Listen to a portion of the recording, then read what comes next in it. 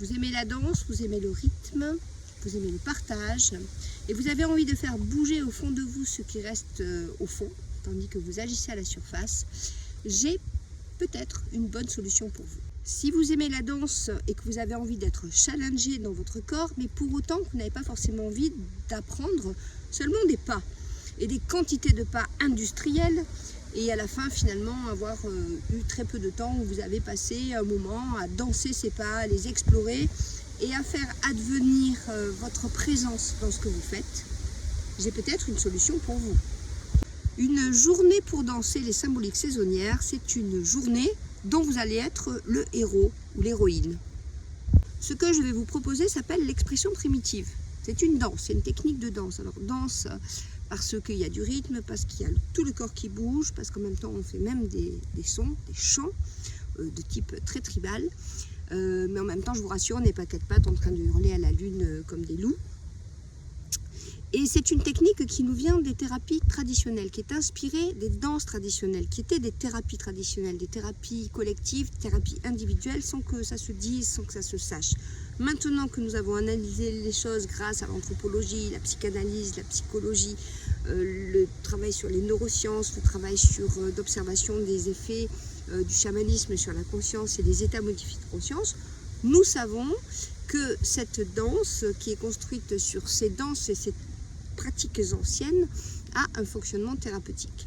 C'est notre langage d'aujourd'hui. Cette façon de travailler avec l'expression primitive, donc avec le rythme, la voix, le geste symbolique et la dimension du collectif, va nous emmener dans un état léger de modification de conscience, d'état de conscience. Alors je dis léger parce qu'on ne perd pas de savoir que nous sommes là, à quel moment nous y sommes et la pédale sur le frein, parce que cette approche s'adresse aussi à des gens comme vous et moi, en très bonne santé, mais des gens aussi qui sont en fauteuil roulant dans un EHPAD, aux prises avec la maladie de Parkinson, ou aux prises avec la maladie d'Alzheimer, ou aux prises avec des psychoses graves, lourdes. Donc il s'agit de savoir, comme dans le chamanisme d'ailleurs, doser les choses, emmener les gens dans un endroit de façon consciente, guidée, cadrée, contenue, en toute sécurité. Alors comment se passe une journée pour danser les symboliques saisonnières? Eh bien ça se passe comme une histoire à danser debout.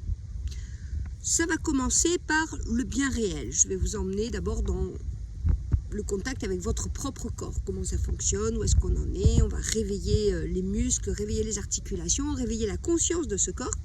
Et puis ensuite, on va aller se balader un peu plus dans le monde imaginaire, celui des symboles, des grands archétypes, des grands symboles qui parlent à tout le monde et où chacun, à l'intérieur des gestes rythmés, vocalisés, va pouvoir associer à l'endroit qui lui convient d'associer ses contenus intérieurs avec les symboles extérieurs. Alors, le travail se fait, on ne sait pas exactement ce qui se passe, puisque ça se passe en chacun d'entre nous. Ça se passe aussi selon l'investissement qu'on accorde d'y mettre, c'est-à-dire est-ce que je participe complètement en toute sécurité, j'y vais, je me lâche et puis je suis toutes les consignes et puis du coup il se passe quelque chose. Est-ce que je suis un peu méfiant, méfiante, j'ai un petit peu de mal, même si je voudrais bien, mais je peux point, parce que ça aussi, le pire ennemi, j'allais dire, c'est nous. Et c'est-à-dire qu'on va peut-être se rendre compte à un certain moment, et on ne sait vraiment pas pourquoi, et d'ailleurs on aimerait bien faire autrement, qu'on ne veut pas y aller, que ça nous plaît pas le machin, que l'autre elle m'embête là avec ses consignes, c'est quoi ce cadre du rythme, ça me gonfle, moi de toute façon j'aime faire que ce que je veux faire, etc. etc. Et même d'ailleurs, et si on me propose de faire que ce que je veux faire, ben, je vais rien faire du tout parce que mon corps boude. Voilà, donc c'est des prises de conscience aussi par moment, et il y a toujours dans l'épopée d'un héros, d'une héroïne, mais ce soit un héros, un moment où ça coince, où il n'a pas envie d'y aller, où il faut qu'il dépasse un certain nombre de choses en lui-même avant de pouvoir aller affronter la situation pour pouvoir ensuite en apprendre quelque chose et faire le pas suivant. Et le pas suivant, on a l'impression qu'il va se reposer, mais il y en a tout de suite un qui arrive presque juste après. Voilà, donc tout ça c'est le rituel d'expression primitive. Alors ça paraît être un énorme travail sur soi et en définitive, en apparence, c'est un gros jeu. On s'amuse, on rit, on danse. Le récit est emmené par l'animateur de façon très très légère. On ne va pas rentrer dans la profondeur symbolique, le pourquoi du comment, du symbole de Ulysse en train de nettoyer les écrits d'Augias, par exemple. On envoie les choses, ça se fait, on est comme dans un jeu d'enfant. Il faut que ce soit léger pour qu'à l'intérieur, ça puisse se passer. Et puis ensuite, il faut redescendre sur Terre, parce qu'on aura certainement vécu quelque chose du domaine de notre plan de conscience. Bon, après, il faut rentrer chez soi, donc nous allons redescendre. Et comment redescendre sur Terre si ce n'est en se confrontant à la réalité de la vie? Et comment se confronter à la réalité de la vie et reprendre conscience de la réalité de la vie si ce n'est en rencontrant l'autre? Alors l'autre, c'est le truc le plus absolu, le plus super. L'autre, c'est vivant, mais c'est comme aussi rencontrer un feu de bois, rencontrer le vent, la pluie. C'est de l'autre, et de l'autre qui a une vraie consistance. Bon, là, on n'est pas en pleine forêt, donc nous allons nous amuser à rencontrer les autres dans la danse. Les danses jeux rythmés que nous allons vivre ensuite après le rituel d'expression primitive sont des danses qui codifiées, qui nous emmènent à rencontrer une autre équipe. Alors c'est par groupe, et puis il va y avoir des alternances, des appels-réponses dans le geste, dans la voix, dans les croisements dans l'espace, etc. C'est hyper fun. En principe, on a un peu de mal à commencer parce que comme toujours, quand on ne connaît pas, on est un peu timide, etc., etc. Mais après, la difficulté, c'est de savoir s'arrêter. Heureusement que moi, je suis là pour vous dire stop, fini, abana, terminé, on passe à autre chose. Vous allez voir. Alors, dans ces jeux-là, on apprend à être soi. Alors, d'une manière très simple, et pas soi, petit soi. C'est-à-dire qu'on est des êtres de mimétisme, donc quand on va voir l'autre en face qui lève les bras, on va vouloir lever les bras, mais la consigne, ça va être que justement, pendant qu'il lève les bras, nous, on les baisse, et puis vice-versa après. Et tout ça dans de beaux gestes, de belles danses, en rythme, avec de la percussion derrière, et c'est ultra fun, c'est super agréable. On danse, et en même temps, on travaille plein de trucs. Qu'est-ce que je peux vous dire d'autre? Oui, je vais vous dire les mêmes choses, mais en termes un tout petit peu plus professionnels, ce que l'on apprend en formation. En somme, cette phase des jeux rythmés où l'on apprend à être soi en présence de l'autre, je dirais aujourd'hui que c'est quasiment de l'intégration fonctionnelle de la compétence relationnelle. Waouh, je ne te dis pas le mot. Mais c'est pour dire quoi? Pour dire que, en définitive, intellectuellement, on sait que c'est vachement bien de rester ancré en soi pendant qu'on parle avec l'autre, de rester bien fondamentalement ancré sur son centre, son axe, pendant que l'autre en face lève en nous des émotions. Intellectuellement, on a tous compris qu'il faut accueillir ces émotions, qu'il faut les observer, et c'est comment pour toi? Très bien, je suis totalement d'accord avec ça. Le problème, c'est que dans la réalité de la vie, il s'agit de quelque chose qui se passe aussi dans le corps, l'émotion. Et que si on n'a pas appris à un moment donné dans des situations de jeu, et c'est ce que nous faisons quand nous sommes enfants, on s'apprend à ça quand on nous laisse assez de temps dans les cours de récréation pour le faire, on s'apprend à réagir. Et puis d'ailleurs, si on réagit à côté, le copain d'en face, il nous renvoie tout de suite quelque chose. Et bien, dans ces jeux rythmés, qui ne donnent lieu à aucun endroit où on va se toucher, ou s'agresser, ou faire des simulacres d'agression vraie, on est vraiment dans du jeu, du symbole.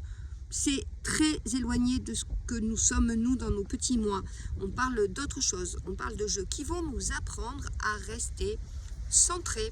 Alors qu'il y a des émotions qui arrivent, l'émotion, avoir envie de répondre, et puis il va falloir apprendre à décaler sa réponse pour pouvoir la répondre dans le rythme, mais ça c'est déjà tout un travail, mais physique, psychologique, physiologique j'allais dire en même temps, qui fait que la semaine suivante, quand quelqu'un va venir vous dire un truc qui vous stimule super fort, peut-être que grâce à l'expression primitive, vous n'aurez pas à réfléchir, et que d'un coup, tac, ça va se coller bien au centre, réfléchir et ensuite parler. Ça, ce sont des choses qui sont témoignées par les gens qui ont pratiqué. Voilà. Bon, une fois qu'on a fait ce grand jeu avec les autres et qu'on s'est bien amusé avec les copains et les copines, eh bien, il est temps de rentrer à la maison parce que tout a une fin, c'est une journée, donc il y a un début, il y a une fin. Et donc, on va se dire au revoir. Voilà, il y a un geste qui nous permet de revenir à la maison. Mais revenir à la maison, c'est revenir à soi, en quittant les autres, et en gardant quelque chose de ce que nous avons vécu ensemble. Et quand on repart, mais qu'est-ce qu'on a? On a un trésor. On a quelque chose au fond de soi qui s'est animé. Et chez moi, ça va être quelque chose qui me fait dire waouh, c'est cool, j'ai réussi à faire ci, j'ai réussi à faire ça. J'analyse. pour une autre personne, et souvent, ce qui est le cas dans les cercles, à la fin, on n'a même pas besoin vraiment de faire des cercles, parce qu'il n'y a rien à dire. On est juste bien. C'est comme si on devait faire un cercle de parole entre amis à la fin d'une grande balade en forêt, d'une grande randonnée. On ne fait pas ça. On l'a vécu, c'était top, il y avait plein d'expériences à l'intérieur, on a tous assimilé des choses, on a tous partagé des choses, on a tous ressenti des choses, et à la fin on n'en parle pas. Simplement on se dit au revoir et on se dit à la prochaine, et on part avec des souvenirs, et on part avec une perception de soi qui est modifiée parce qu'on a fait une grande marche, parce qu'on a vécu des choses avec notre corps et qu'on a vécu des choses relationnellement.